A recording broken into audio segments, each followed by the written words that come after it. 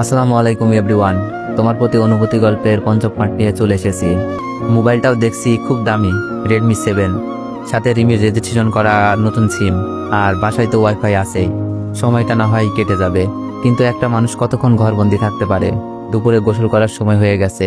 রিমির এনে দেওয়া লুঙ্গি নিয়ে ওয়াশরুমে গেছি গোসল করতে, বলতে ভুলে গেছি রিমিদের অ্যাডজাস্ট করা ওয়াশরুম, তাই তেমন সমস্যা হয়নি। তারপরও রিমি জানতে পারলে বকতে পারে। বলেছিল গোসল করার সময় রিমি ওয়াশরুমে এগিয়ে দিয়ে আসবে। তাছাড়া সাপোর্টার আছে, ভর দিয়ে চলার জন্য রিমি এনে দিয়েছিল কিছুদিন আগে। এখন মনে হয় হাঁটতে পারবো আমি একাই। গোসল করে বের হয়ে দেখি রিমি বসে আছে, আমাকে রাগ দেখিয়ে বলছে, আপনি একা একা কেন হাঁটছেন? যদি পায়ে ব্যথা লাগতো? আপনি তো সাপোর্টার এনে দিয়েছেন।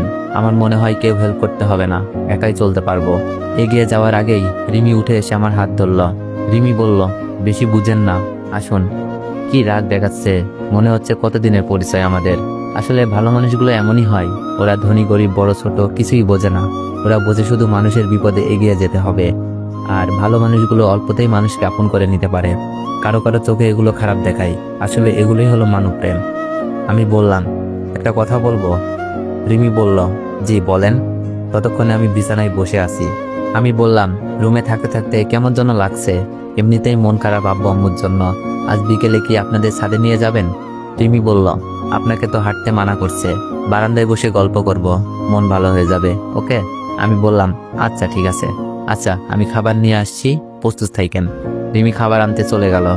বুঝি না এমনও ভালো মিশুক মেয়ে হয়। আপনাদের কি মনে হচ্ছে এগুলো শুধু গল্পতেই সম্ভব? না, এগুলো সম্ভব, আমার সাথে এমনই হচ্ছে। দুপুরে খাবার খেয়ে নিলাম। আমি যেই রুমে থাকি এখানে বারান্দাও আছে, আজ প্রথম জানলাম। বিকেলে রিমি আসলো গল্প করার জন্য। রিমি বলল, কি করছেন? আমি বললাম, কিছু না, শুয়ে আছি। রিমি বলল, বারান্দায় যাবেন না? না, রুমেই থাকি। পাটা যত তাড়াতাড়ি ভালো হয় ততই মুক্তি। ভেবে দেখলাম এমনিতেই অনেক কষ্ট হচ্ছে এদের, এখন হাঁটতে গিয়ে যদি পায়ে ব্যথা পেয়ে যাই। রিমি বলল, আচ্ছা আপনি লেখাপড়া করেন? মন খারাপ করেই বললাম, কলেজে উঠেছিলাম। রিমি বলল, আমিও তো।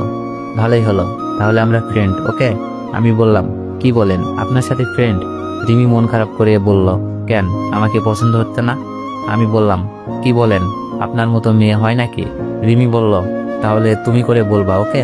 আমি বললাম, আমি আপনি করেই বলবো, আপনি তুমি করে বললেন। রিমি বলল, না, ফ্রেন্ডকে কখনো আপনি বলা যায় না। আমি বললাম, আচ্ছা তুমিই বলবো। রিমির সাথে গল্প করতে করতে রিমির জীবনের খারাপ সময়ের কথা শুনতে পাই। রিমির জীবনের গল্পটা খুবই কষ্টের, যা শুনে চোখের কোণে পানি জমে যায়। হয়তো প্রতিটি মানুষের জীবনে এরকম একটি গল্প থাকে। কেউ কেউ প্রকাশ করে, কেউ বলতে পারে না, নিজের ভেতরেই কবর দিয়ে দেয়। রাত তখন 9টা। খাওয়া দাওয়া শেষ করে ভাবিকে আমার নতুন নাম্বারে কল দিলাম, কিন্তু ভাবির নাম্বার বন্ধ দেখাচ্ছে। অনেকবার ট্রাই করছি, কিন্তু কোনো কাজ আসছে না, নাম্বার বন্ধ দেখাচ্ছে। হয়তো মোবাইলে চার্জ নাই, তাই রেখে দিলাম। বাসায় তো আর কাউকে ফোন দিয়ে কথা বলতে পারবো না। সত্যি বলতে আমার মায়ের কণ্ঠটা শুনতে অনেক ইচ্ছে করছে।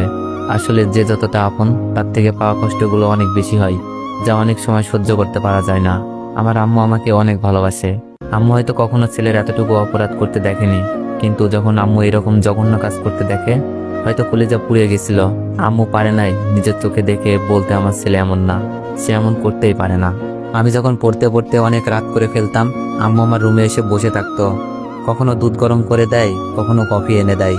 যদি কখনো বলতাম, আম্মু আজ খাবো না, ভাল লাগছে না, আম্মু আমাকে নিজের হাতে খাইয়ে দিত, আর বলতো রাতের খাবার না খেয়ে ঘুমাতে নেই। খেতে বসলে সবচেয়ে ভালো খাবারটা আমাকে দিত। আব্বুর দেওয়া হাত খরচের পরেও আম্মু আমাকে অনেকগুলো টাকা ধরিয়ে দিত, আর বলতো আমার ছেলেটা না খেয়ে শুকিয়ে যাচ্ছে। আজ মায়ের আবদারগুলো খুব মনে পড়ছে। আম্মু বেঁচে থাকতেই আম্মু বলার অধিকারটা হারিয়ে ফেলছি। এর থেকে আর কষ্টের কি হতে পারে আমার জানা নেই। হয়তো যাদের মা নেই তারাই বুঝবে মাকে মনে পড়া কতটা কষ্টের। পরের দিন সকালে ফ্রেশ হয়ে নাস্তা করে ভাবির নাম্বারে আবারও কল দিলাম, কিন্তু এখনো নাম্বারটা বন্ধ পাচ্ছি। ভাবির মোবাইলে কি হলো, মন খারাপ করে বসে আছি। রিমি এসে বলল, অনেক মন খারাপ কেন? মন খারাপ করে বললাম, ভাবির নাম্বারটা বন্ধ পাচ্ছি কাল রাত থেকে। রিমি বলল, মন খারাপ কইরো না, হয়তো মোবাইলে কিছু একটা হয়েছে। আমি বললাম, কি জানি। রিমি বলল, অনেক, তোমার সাথে দেখা করতে আমার একটা ফ্রেন্ড এসেছে। আমি বললাম, আমার সাথে কে দেখা করবে? রিমি বলল, আমার এক ফ্রেন্ড। বললাম না। আমি বললাম, কিন্তু আমার সাথে কেন দেখা করবে? আমি তোমার কথা বলেছিলাম, তোমার জীবনের গল্প বলেছিলাম। তোমার গল্প শুনে তোমার দেখার জন্য পাগল হয়ে গেছে। এমন ভালো মানুষকে না দেখে নাকি ঘুমাতে পারছে না। রিমির কথা শুনে কেমন যেন হাসি পাচ্ছে, কিচ্ছু বললাম না। রিমি মেয়েটাকে রুমে নিয়ে আসলো, মেয়েটার সাথে কথা হলো, খুব ভালো লাগলো কথা বলে। মানুষের কষ্ট বোঝার মতো মন আছে মেয়েটার। বিকেলে ভাবিকে আবারও ফোন দিলাম, কিন্তু একই অবস্থা, বন্ধ পাচ্ছি। এভাবে কেটে গেল 2 দিন, কিন্তু ভাবির ফোন এখনো বন্ধ পাচ্ছি। বাসার সাথে যোগাযোগ কি তাহলে একেবারেই বন্ধ হয়ে গেল? তো এভরিওয়ান, আর ভিডিওতে একটু বেশি বেশি কপি লিঙ্ক করে দিও, আর নেক্সট চাইলে একটু বেশি বেশি কমেন্ট করে দিও। ধন্যবাদ।